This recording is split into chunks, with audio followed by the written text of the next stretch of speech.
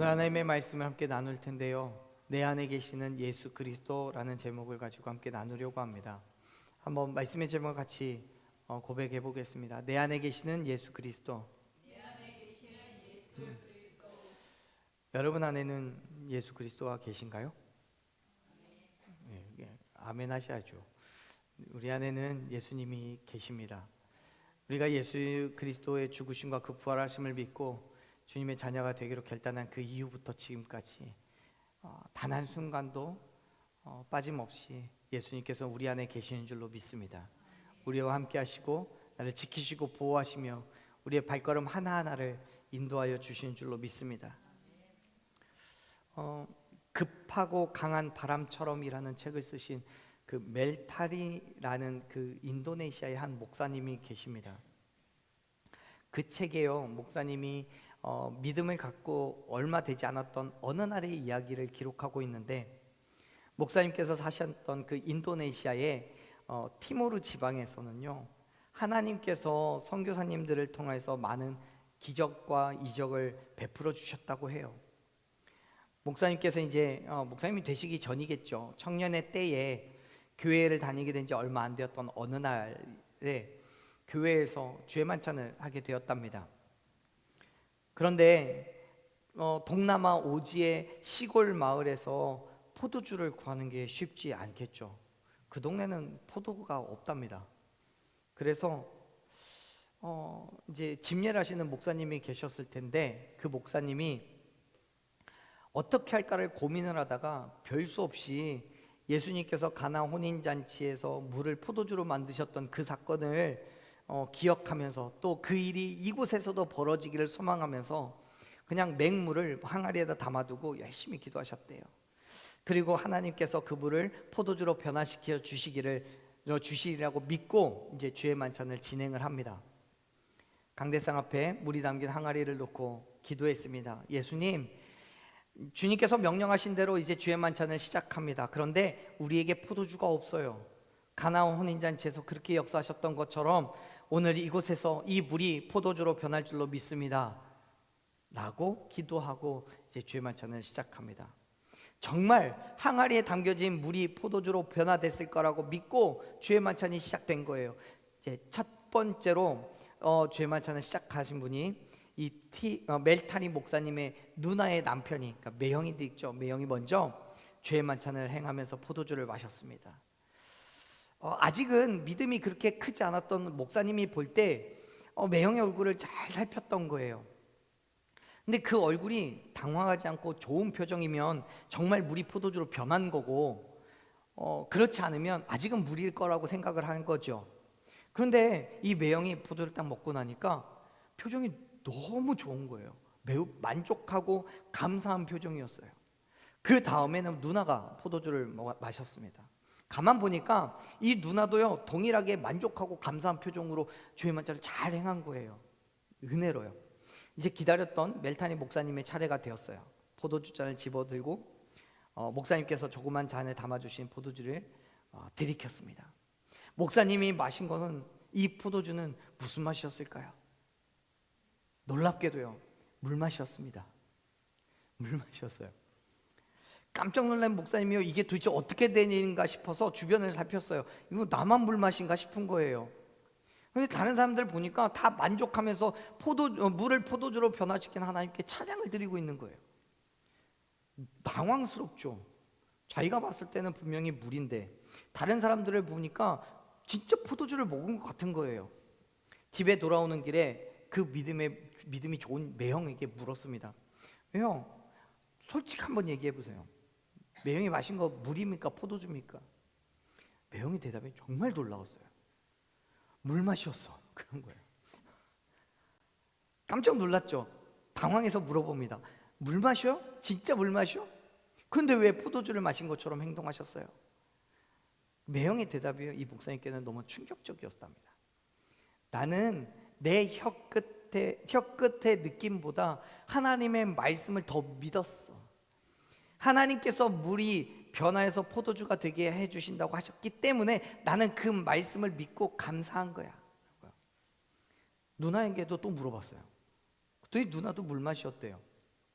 그래서 덧붙여서 이 누나가 이렇게 얘기합니다. 나는 나의 의심을 고백하는 대신에 하나님의 말씀을 확실하게 믿었어. 사랑하는 여러분, 여러분은 성경의 말씀 혹은 뭐 설교가 되었던 이런 모든 것들이 어떤 거라고 생각하십니까? 믿음을 가진 그리스도인들이 교회에 와서 예배하는 건 하나님의 말씀에 대한 분명한 믿음이 있기 때문인 줄로 믿습니다. 하나님께서 말씀하셨다면 반드시 이루어질 것에 대한 믿음이 있어야죠. 또 하나님의 백성들을 선한 길로 이끄실 것에 대한 확실한 신뢰로 이 자리에 있는 줄로 믿습니다. 그런데 때로는요, 말씀하셨는데도 불구하고 물이 포도주로 변하지 않을 때가 있어요. 그때 여러분, 우리는 어떻게 반응합니까? 뭐야, 이거 다 거짓말이잖아. 바뀐다며, 포도주 된다며, 아직 물인데? 사랑하는 여러분, 저는요, 저와 여러분이 우리의 눈에 보이는 환경, 내게 느껴지는 것보다 또 이 현실보다 하나님의 말씀을 더 붙잡기를 간절히 소망합니다. 하나님께서 말씀하셨다면 반드시 이루실 줄로 믿는 그 믿음이 우리에게 있기를 소망합니다. 비록 현재 마신 그 포도잔에 든 것이 물이라 할지라도요, 내 안에서 그것이 포도주로 변하거나 혹은 그렇지 않더라도 포도주와 동일한 은혜를 우리에게 주실 거를 여러분 믿으시길 바랍니다. 그게 하나님의 은혜인 거예요. 하나님의 역사하심인 거예요. 예수 그리스도의 죽으심과 부활하심을 믿음으로 말미암아 세상에 온전한 그리스도인의 본을 보이는 그 믿음의 사람들이 되기를 간절히 축원합니다. 사실 우리가 믿는 것을 믿음 그대로 세상에 드러낸다는 건요, 쉬운 게 아니에요. 너무나 어려워요. 왜냐하면 우리의 믿음을 날 것 그대로 세상에 보일 때 세상은 우리를 향해서 비난과 조롱을 쏟아놓을 것이 분명하니까요. 세상은 말씀이 가지고 있는 그 능력을 폄훼하고 세상을 따라가지 않는 것을 손가락질합니다. 왜요? 말씀이 무너져야 되니까요. 그래야 우리를 굴복시킬 수 있으니까요. 그래서 세상은요, 그리스도인들에게 말합니다.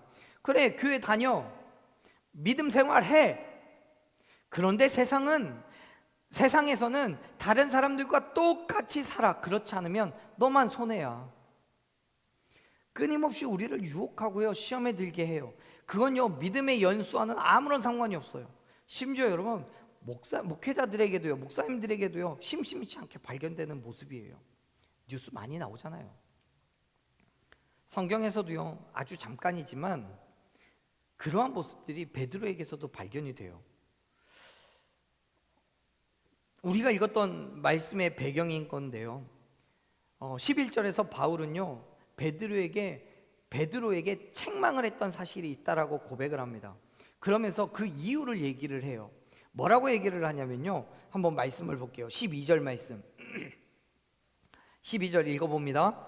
야고보에게서 온 어떤 이들이 이르기를 이방인과 함께 먹다가 그가 할례자들을 두려워하여 떠나 물러가매. 아멘. 이런 거예요. 11절과 12절에서 말하는 이 게바가 누구예요? 베드로예요. 베드로의 원래 이름이 게바예요.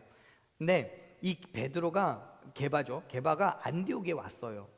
근데 식사의 때가 되었을 때 이 게바는 이방인들과 함께 식사를 하고 있었습니다. 이 시점에서 베드로는 이미 하나님께서 그 보자기에 쌓여 있는 율법에서는 금지하는 음식들을 먹으라고 하셨던 그 환상을 경험한 이후에요. 뭔 사건인지 다 아시죠? 보자기에 율법에서는 금하는 음식들이 있었어요. 그 음식들을 하나님께서는 베드로에게 주시면서 먹으라고 하세요. 근데 베드로는 유대인이고 율법을 지키는 사람이었기 때문에 이 음식들은 율법에 금하니까 먹지 않겠습니다. 부정한 음식입니다 라고 하니까 하나님은 그 일을 3번을 연거푸 보여주시고 그 다음에 얘기하시는 거예요. 내가 정하다고 한 것을 네가 왜 부정하다라고 하느냐고요. 베드로는 그 사건 이후에 이방인인 고넬료라는 사람을 만나서 백부장을 만나서 그 백부장에게 복음을 전하는, 이방인 백부장에게 복음을 전하는 그런 사건이 있었습니다. 그 사건 이후에 지금 이 일이 일어나는 거예요. 그래서 베드로는 하나님께서 정하다라고 말씀하신 그 이방인들과 함께 식탁에 교제를 나누고 있는 거예요. 근데 유대인들은 이방인들과 같이 있는 것을 싫어할 뿐만 아니라 음식을 먹는 건 더욱더 거부했습니다. 당연히 베드로는 이러한 모습이 유대인들 볼 때에는 용납되지 않는 모습인 거지요. 그러나 할례자라고 표현하고 있는 유대인들이 지금 이방인들과 함께 식탁의 교제를 나누고 있는 베드로가 있는 그곳에 온 거예요. 그들을 보자마자 베드로는 도망을 갑니다. 왜 도망을 가요? 유대인들이 율법을 지키지 않는 베드로를 보고 책망을 하고 핍박을 할까 두려웠기 때문에 그래요. 베드로는요, 부활하신 예수님을 만났습니다. 그리고 이전과는 완전히 다른 삶을 살아가고 있었습니다. 하나님께서 주신 환상을 보았고요, 이방인들에게 복음을 전하며 친밀한 관계를 맺어가고 있던 중이에요. 그런데 유대인들로부터 책망과 핍박을 받을 상황이 되니까 이방인들을 모른 척 해버립니다. 하나님께서 말씀하신 것을 포기해버립니다. 사랑하는 여러분, 그리스도인들이 세상 속에서 믿음을 드러내는 것에 주저하는 이유는 그 믿음이 드러났을 때 포기해야 되는 것들이 있기 때문에 그래요. 세상의 즐거움을 포기해야 되고요, 수많은 인간 관계를요, 때로는 거래처와의 관계를 포기해야 될 수도 있습니다. 100번 양보해서 다른 것들은 다 그럴 수 있다 쳐봅시다. 그런데요, 우리의 생업과 연결되어 있는 것이라면 얘기가 달라지죠. 일반적인 경우는 아닙니다만 좀 극단적으로 얘기해서 거래처에서 나에게 뇌물을 요구하는데 믿음 때문에 그럴 수 없다고 한다면, 미련하게 믿음을 지키겠다고 고집 피우다가 거래가 끊기게 되었다면 우리는요, 세상 속에서 또 다른 모습의 비난을 받게 됩니다. 미련하다는 얘기를 듣습니다. 목회를 하면서요, 성도들에게 흔히 듣는 말 중에 하나는요, 예전에 세상에서 정말 열심히 잘 놀았을 때에는 친구들이 그렇게 많았는데 교회를 다니기 시작하면서 믿음 생활을 하는 동안에 다 떨어져 나갔다는 얘기를 많이 듣습니다. 그 즐거움들, 행복했던 순간들, 그 쾌락들이 다 사라져 버린 거예요. 여러분, 그렇게 믿음 때문에 친구와의 관계가 끊어져 버린다면 여러분 어떻게 하시겠습니까? 여러분, 우리 교회에서요, 아이들에게 수학을 가르치고 있죠. 하나 업체와 협약식을 맺고 그 일을 진행을 하고 있는데 그 업체 대표와 만나서 이야기를 나눌 기회가 있었습니다. 우리나라에서 세 손가락 안에 드는 큰 메이저 기업이기 때문에, 메이저 회사이기 때문에 돈 많이 벌어요. 근데요, 그분이요, 저한테 그런 얘기를 하더라고요.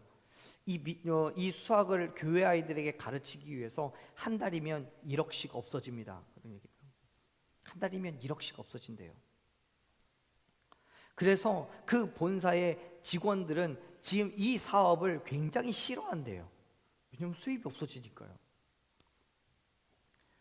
그럼에도 불구하고 교회 아이들이, 또 교회 학교가 영적으로 육적으로 성장하기를 소망하기 때문에 그 손해를 기꺼이 감수한다라고 얘기하더라고요. 그리고 지금은요, 1억이 문제가 아닙니다. 왜냐하면 점점 늘어나고 있으니까 그보다 훨씬 더 많은 금액들이 손해보고 있는 중입니다. 사랑하는 여러분, 그리스도인은요, 그렇게 살아가는 거예요. 하나님의 나라와 그의 의를 위해서 기꺼이 손해도 감수하는 거예요. 그런데 여러분, 그게 쉬운 게 아니에요. 왜요? 우리에게는 그 손해가 눈에 보이기 때문에요. 그래서 적지 않은 그리스도인들이 그 손해를 감수하지 않기 위해서, 또 세상 가운데서 살아가야 된다는 이유로, 또 한 번쯤은 괜찮지 않느냐는 이유로요, 아니면 다른 그리스도인들도 다 그렇게 살아간다는 이유로 세상을 따라가기를 주저하지 않습니다. 그런데 여러분, 문제는 그렇게 세상과 내가 타협하는 것으로 문제가 끝나버리는 게 아니라는 거예요. 13절 볼까요? 13절 읽어보겠습니다. 읽습니다. 남은 유대인들도 그와 같이 외식함으로 바나바도 그들의 외식에 유혹되었느니라. 아멘. 베드로가 그렇게 유대인들의 핍박을 무서워해서 도망치는 모습을 봤어요. 안디옥에 있던 많은 유대인들, 그 예수님을 믿는 유대인들이 봤어요. 그래서 베드로의 그런 위선에 동참합니다. 베드로가 이방인들과 같이 있지 않았기 때문에 나도 베드로가 그랬는데 나라고 뭘.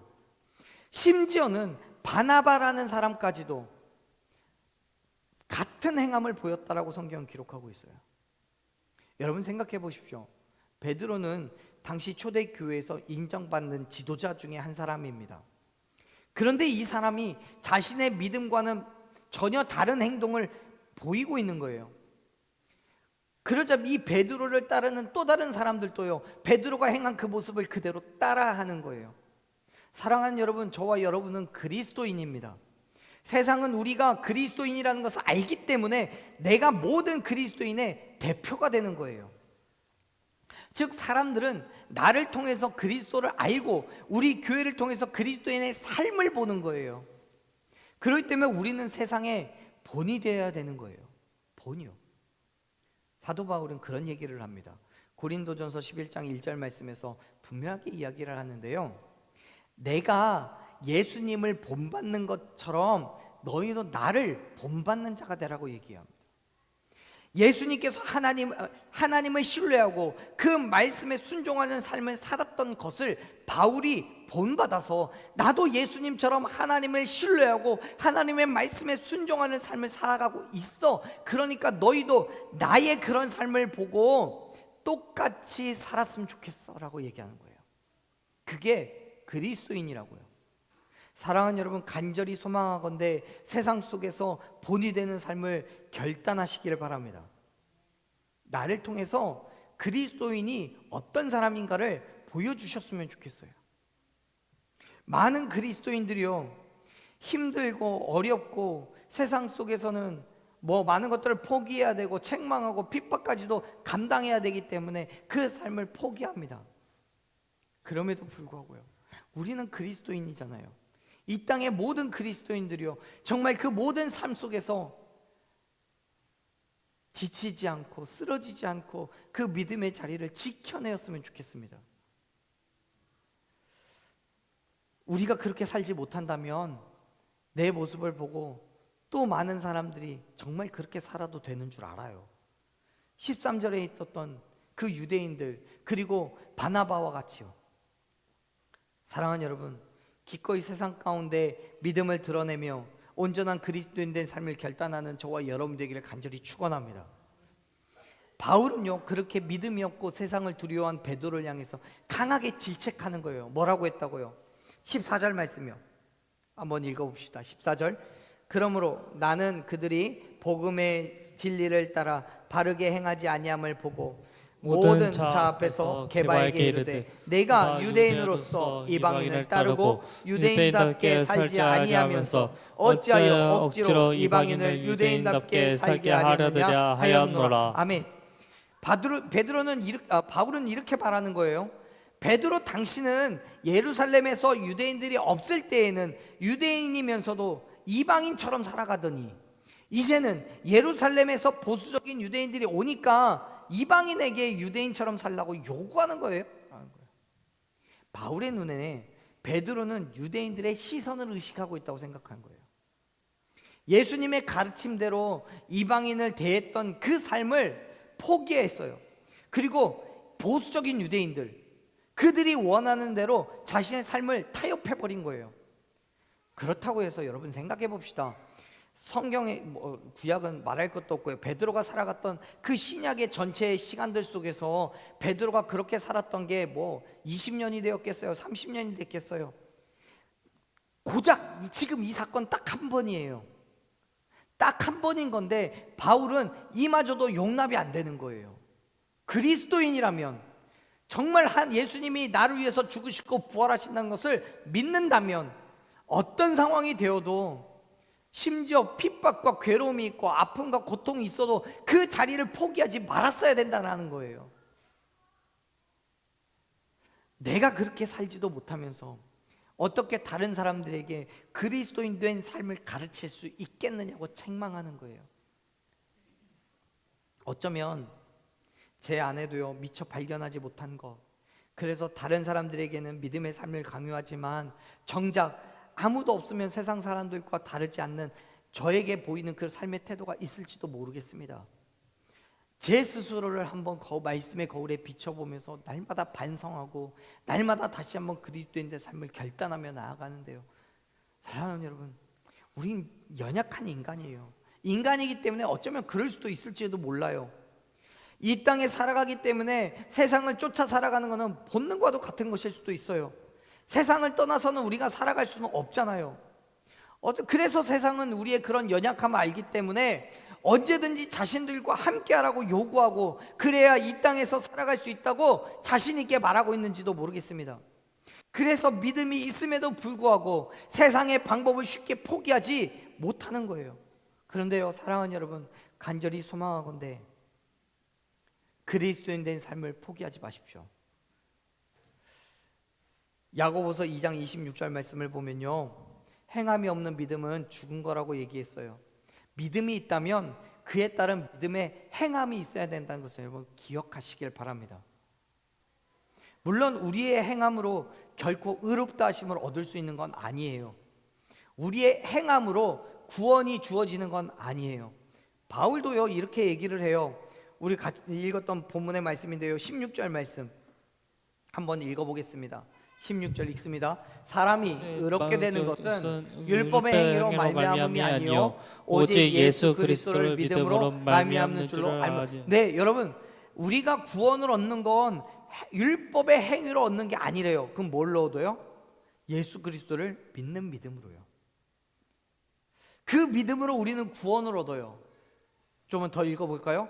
우리도 그리스도 예수를 믿나니 이는 우리가 율법의 행위로서가 아니요 그리스도를 믿음으로써 의롭다 하심을 얻으려 함이라. 율법의 행위로서는 의롭다 하심을 얻을 육체가 없느니라. 아멘. 율법의 행위로는 의롭다함을 얻을 육체가 없어요.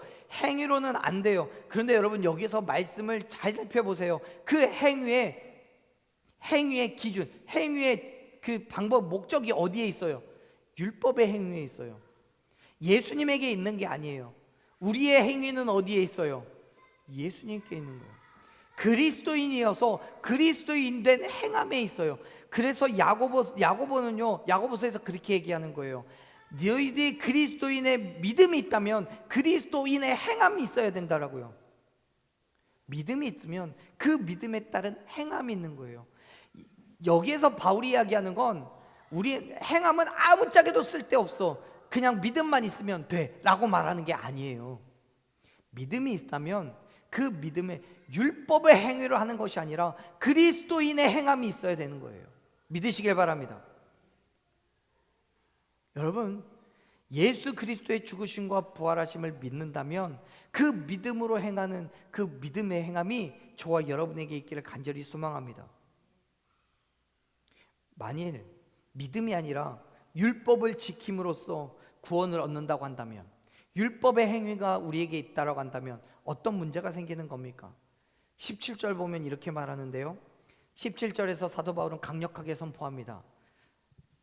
같이 읽어봅니다. 만일 우리가 그리스도 안에서 의롭게 되려 하다가 죄인으로 드러나면 그리스도께서 죄를 짓게 하는 자냐? 결코 그럴 수 없느니라. 아멘. 율법을 지킴으로써 구원을 얻는다라고 하면 그리스도는 죄를 짓게 하는 사람이에요. 이런 말이에요.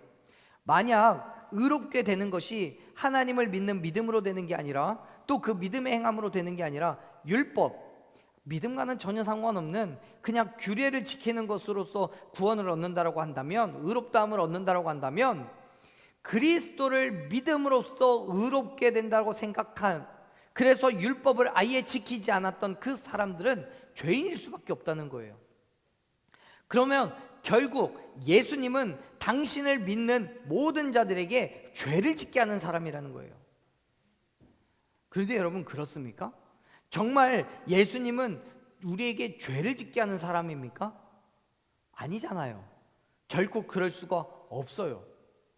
여러분, 우리가 예수님을 믿음으로써 세상을 떠나 살고, 세상이 말하는 그냥 율법적인 행위, 즉 예수님을 믿지도 않으면서 예수님과는 상관없는 삶을 살면서 교회는 오고 성경은 보는 척하고 기도하는 척하는 거, 그거는요, 세상에서는 뭐 그럴싸하게 보일지는 모르겠지만 하나님 앞에 있어서는 결코 구원을 얻을 수 있는 자격이 없다라고 말하는 거예요.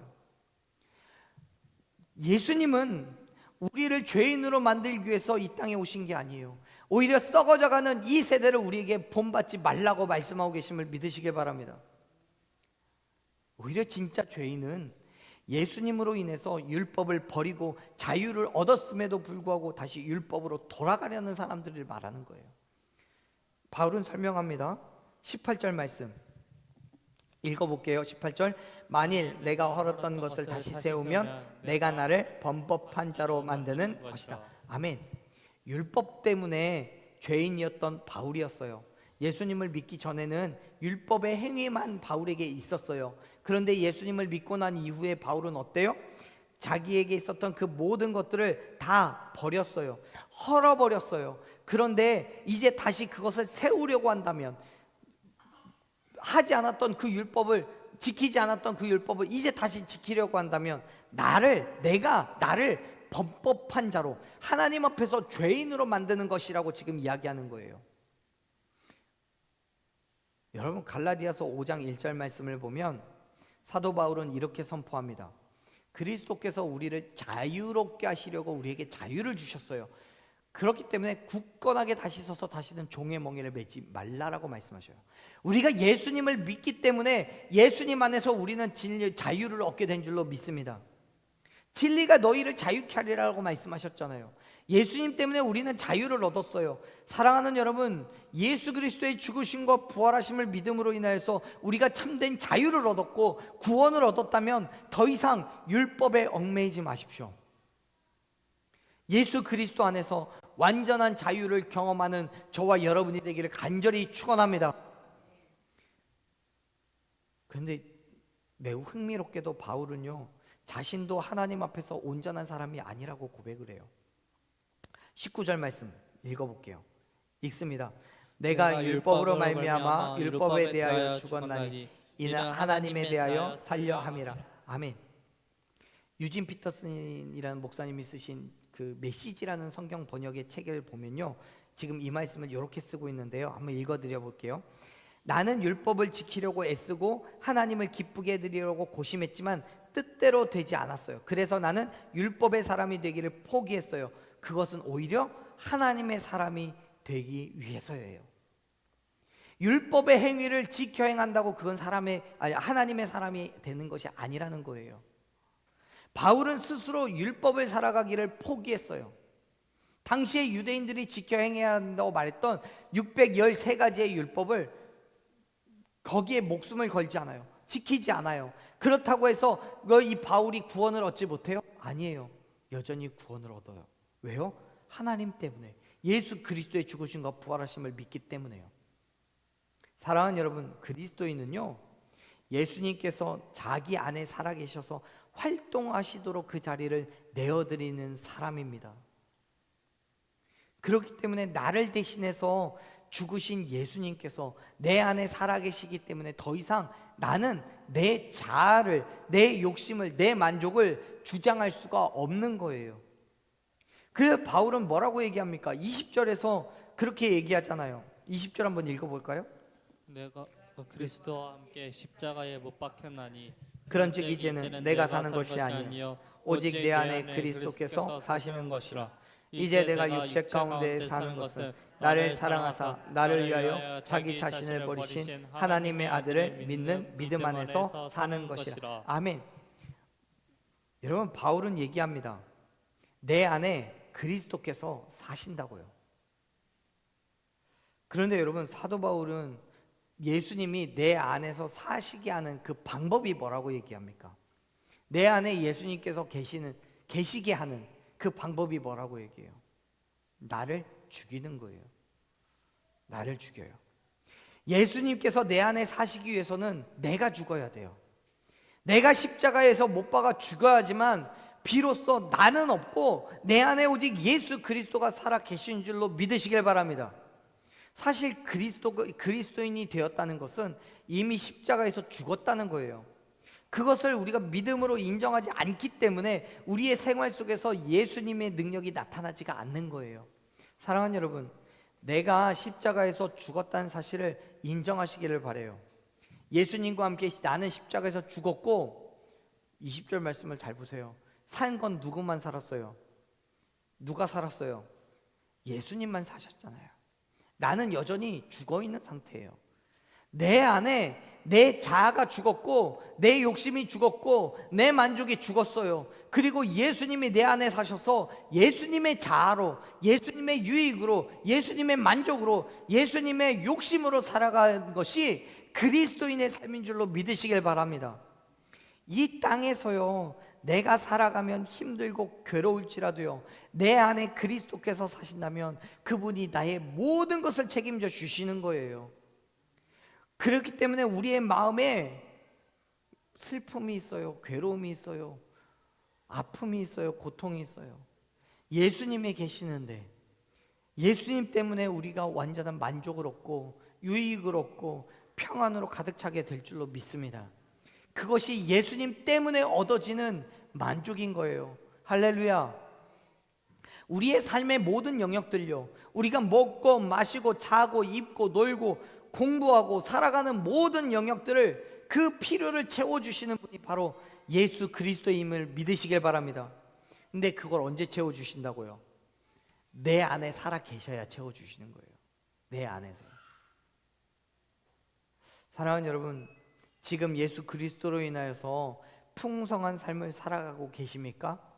날마다 기뻐하고 날마다 만족을 누리시고 날마다 행복하십니까? 여전히 아무것도 되어지지 않음에도 불구하고 여전히 그러한 감정들을 가지고 계십니까? 앞에서 말씀의 서두에 나누었던 멜타리 목사님의 말씀을 기억해 보십시오. 포도주로 변하지 않은 그 맹물을 마신 그 목사님의 매형과 그의 누나의 고백을 여러분 기억하십시오. 자신의 혀끝보다 하나님의 말씀을 더 믿는다는 고백.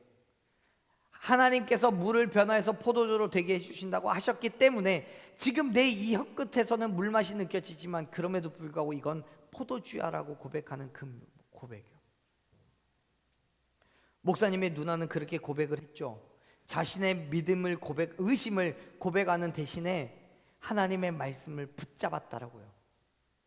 사랑하는 여러분, 예수 그리스도로 살아가시기를 바랍니다.